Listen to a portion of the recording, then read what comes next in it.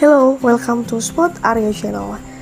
Now I will give you a more and a little tutorial how to enable dark mode on Google Drive.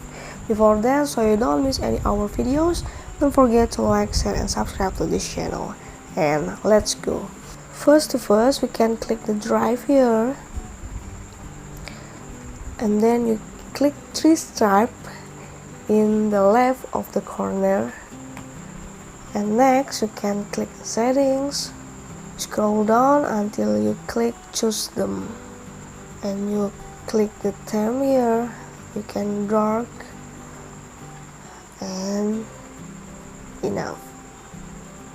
You also can be a light theme or dark theme, and I choose dark and enough. It'll be done. This is a tutorial how to enable dark mode on Google Drive. I hope this video is useful for you and thank you.